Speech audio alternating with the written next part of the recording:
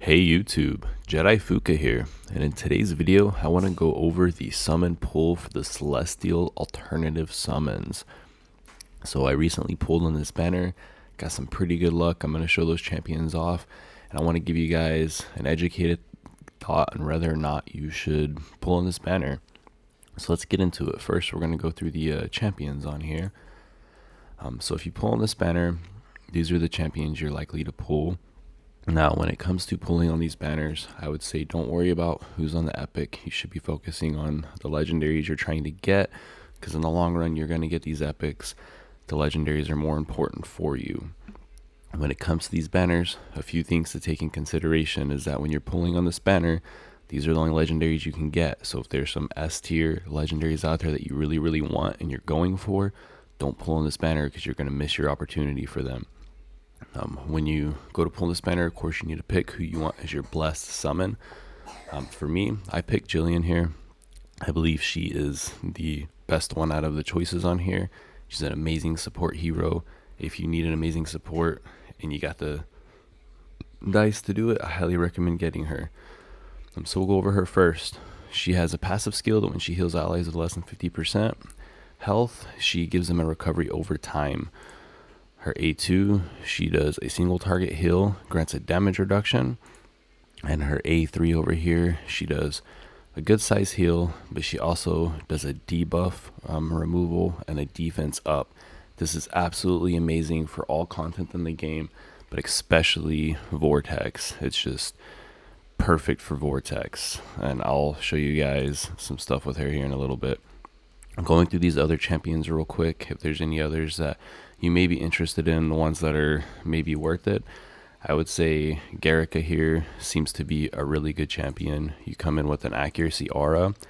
She especially seems very good for PvP because she has a lot of manipulation for the ultimate energy. So she gains ultimate energy when an enemy gains a buff, and when inflicting debuffs, she can reduce ultimate energy of the target.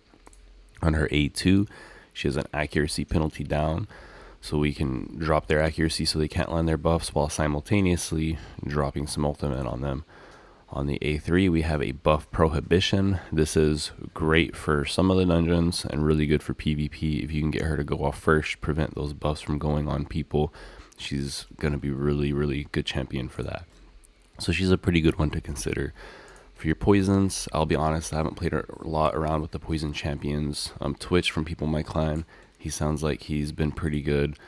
I pulled this guy here. I do plan on playing around with him eventually, just haven't got around to him yet. To be honest, he seems like he'll be decent, but he's a little underwhelming for me. The poison champions in general to me are kind of underwhelming.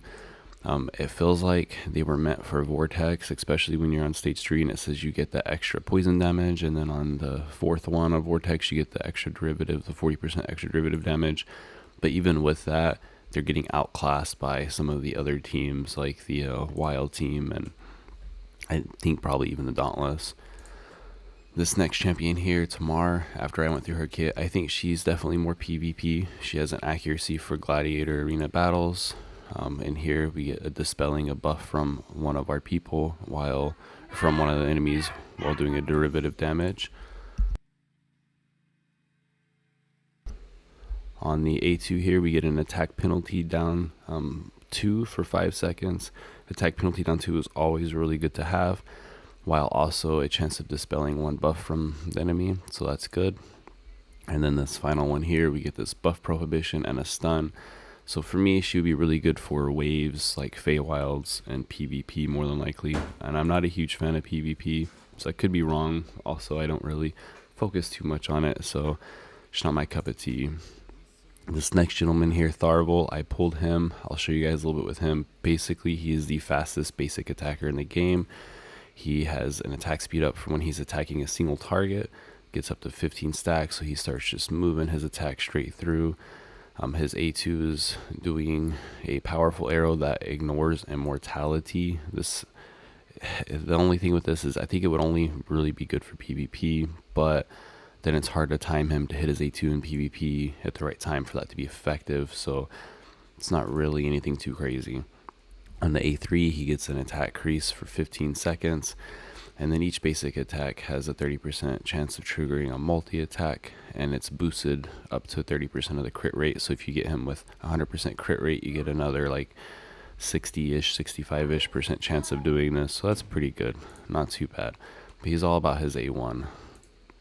The next one here, I also have this gentleman. I pulled him at the beginning, played around with him a little bit, but I haven't actually built a summon team with him, so I can't say if he's super effective or not. Overall, he seems like he's going to be a really good summon champion. Really cool design too. If you're into summon teams, he's probably going to be pretty good for that. And the last champion here, I've heard mixed reviews from people that I've talked to who have him. He's somewhat of a healer. We have a charmed, healing reduction, and accuracy penalty on this passive skill. That's a pretty good passive. Right here on the A2, he gets a chance for doing a stun, but it's only on one target. It's not on everyone. However, he also steals 3% of the ultimate energy. That's pretty good. And then on the final one here, we get an attack penalty down, which is always good. Dispels all debuffs from allies and then heals them. And he gets healing for each debuff successfully dispelled. He's more like a legendary version of Vikuk, who I use a lot for healing. And for like Grave of Rot and dungeons where you're getting lots of debuffs. So he would be really good for that. So overall, champions in the pool are pretty good. Now I just want to show off the two I got, Jillian and Darvel here. We're going to run through 3 areas. I'm going to start with my least favorite arena. We have our first team set up. We're going to see how it goes, just so you guys can see how it is. So for this team is my Dauntless one. It's not the ideal team. It's not set up perfect, especially not for PvP, but we got our tank, DPS. If you watch Darvel back here, you're going to see he's going to start getting these attack speeds up, and he's just going to start pushing that A1 attack quite a bit. And Jillian over here is going to keep us healed up. You see, we took him out pretty quick. That's the Dauntless team there. Now, to be fair, I have my defense set to a one-man defense for each team, so that I can speed through these because I'm not a big fan of PvP. This is my Frost team, so you can kind of also see a little bit what they're doing in PvP as you see them getting their butts whipped. And my last team will definitely lose because they're not very optimized, so we're going to go ahead and back out of here. So that's just a quick view of them in PvP. Now we're going to go to a dungeon where I think that Jillian shines probably the most for dungeons. Well, she's very good in all of them, especially being a healer. And that is in Grave of Curse. So I can almost do 9. My only reason for not beating 9 right now is going to be that I haven't leveled up Dane, or I don't have the legendary gear to keep him alive on there. So we're going to do stage 8 here. Believe we're already geared for it. And our goal here is going to be Dane is going to drop the boss's buffs off of him. Jillian is going to give us that defense up on the entire team to lessen the shield the boss gets. Furbath is giving our attack down. And then I got my 2 Dauntless heroes doing attacks. So you're going to see this guy, he's going to ramp up a lot. He starts getting in tons of basic attacks, and they're really good. My issue with him is that his ultimate does not do any damage. So in the long run, he still seems to fall off because you'll see he will like catch up to my main damage dealer, and then over time he will fall off of the damage skill and start getting behind. Every time he does an ultimate, he shoots up further and further. So overall, it's probably not the best Dauntless legendary. Definitely not the best, but he's probably not that great. He's not someone who I'm going to put scrolls into or invest a lot into. He's just someone that's going to be fun to play around with. So and you can see how this team works just looking at the 2 that we pulled. Jillian's keeping everyone alive. Those heals are absolutely amazing. The defense up is really good. That's probably the best thing for this dungeon because not only does it keep us alive, but it keeps that shield super low. And then I just like to show off his attack speed. Just look at that. It's insane. That's how the run works with those 2 in there, just to give you an idea of what these champions can do. I'm going to leave because I don't want to waste my energy, as I'm saving it for another like day or 2. We get the legendary gear drops unlocked. Make sure you guys pay attention to that. So I have 1 day, 8 hours on my server for that to unlock, and that's when I'm going to farm my legendary gear. The last thing I'll show you is the Vortex. I'm not going to do a full run, but I'm just going to do a little bit of the run, and then I'm going to show you some screenshots of damage comparisons so you can see how much better my Dauntless team is doing, and I haven't even optimized the team yet. So we're going to go into the fifth one. For those of you who are working your way up in here, the fifth one is slightly different than the rest, and I'm going to show you why here in a little bit. I'm going to drop his gear onto him.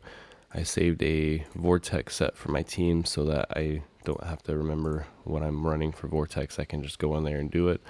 So as we get going, the difference between him and the other versions is that on this third attack here, he now does a defense penalty down on the final one.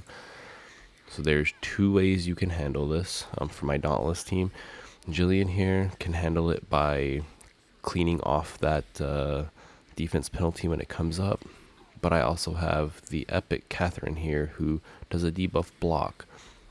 So the way this team works for me, it's been working really well, is I actually use Catherine to debuff block on this one.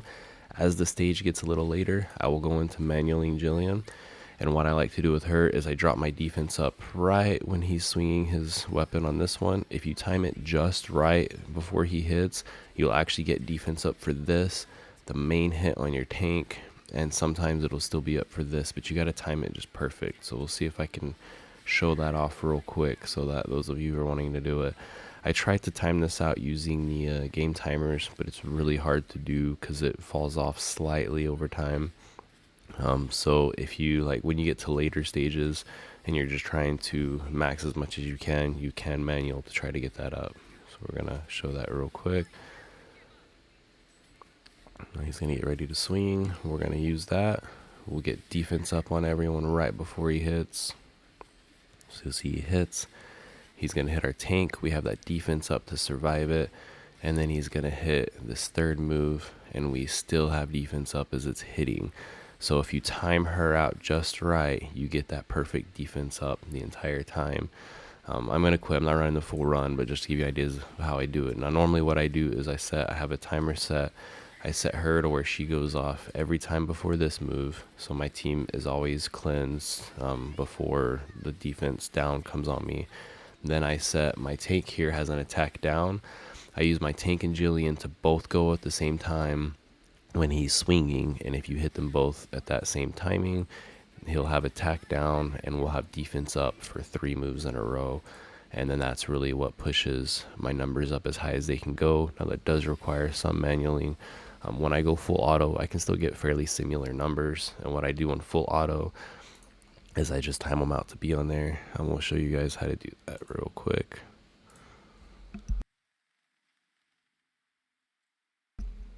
So if you're working on your timing, you can come into here, you set up a team, do some edit skill timings. For Catherine here, if you're using her, this is a good time set for her. She initially drops her first move at 14.5 seconds, and then I have her doing it at a continued 20 seconds every round. What that does is she'll do it right before he does that defense penalty every time, so we stay cleansed the entire match no matter what.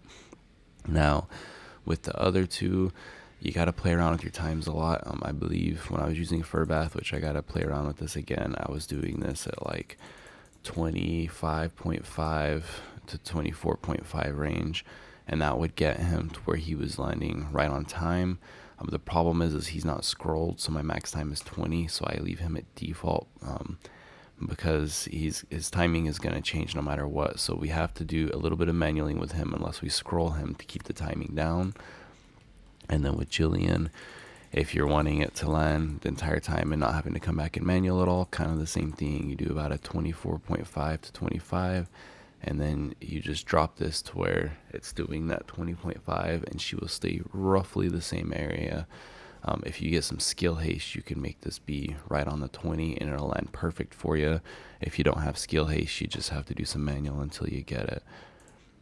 So right now I only run her with the timing already set, and then these two I just auto and I get my numbers out of them. So we're going to go to some screenshots because I want to show you guys how much they improved my team. So initially I was using this team. This was my Frost team. I was doing stage 3 10 million, 800,000 damage. Generally, I would run anywhere from 9.9 to 11 million, depending on my luck and timing. This is like one of my good runs with my Frost team. As soon as I pulled Jillian, I made a Dauntless team and went straight to them. This was my run right after I started using them. This is the exact same gear, just moved over to these champions. I put Gareth and the gear I was using on Hochadir, as he has the Gambler set to get the extra damage, derivative damage from the max HP. I put him in Oster set, so he was maxing crit rate, attack, and crit damage. And then I used just my normal healer sets for them. And I used my same Furbath gear for him, so he's tanky but had enough accuracy to drop the attack down. And so literally 5 mil more damage just by switching champions. And then that pushed me into the hard mode. Let's see, yep. And so this was my first run. Oh, I didn't show my screenshot. My first run into the hard mode. We'll go back in here. I have it on here. I did 10 million on stage 4 while I slightly played with my gear to get a little bit better, so we were doing that 10 million.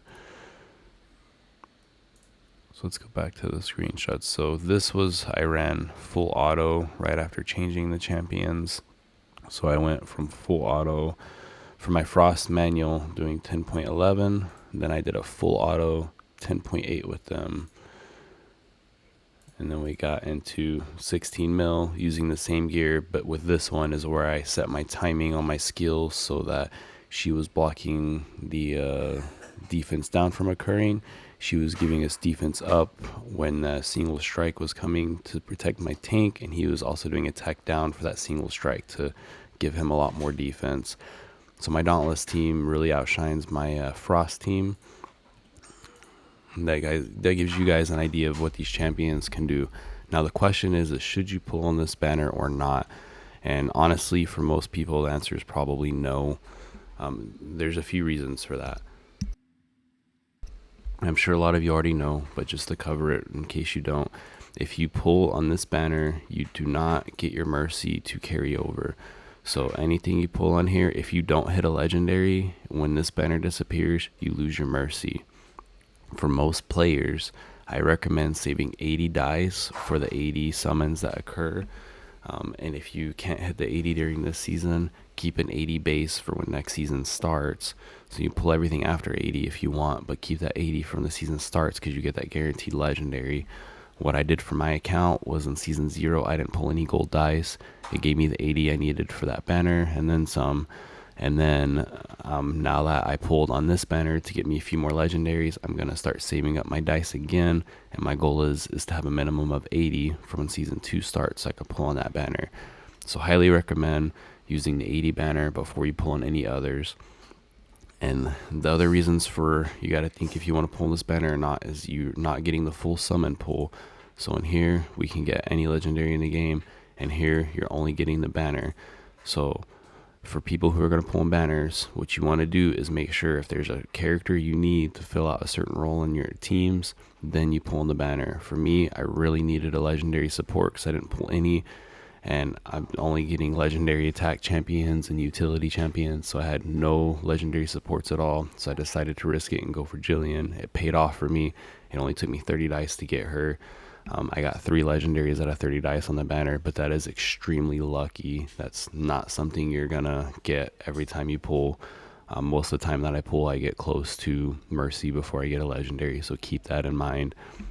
And the first time you pull for her, it's a 1 times, then 2 times, then 4 times. So when I got her, she was on the 4 times whenever I ended up pulling her off of that banner. So keep that in mind if you're gonna pull in the banner. But overall, like I said, if you're looking for a specific champion like Jillian, then it's good to pull in banners. Otherwise, go for your regular banner over here so that you don't lose your mercy if you don't catch a legendary. Anyways, that's it for this video. Appreciate y'all watching. Y'all have a good day.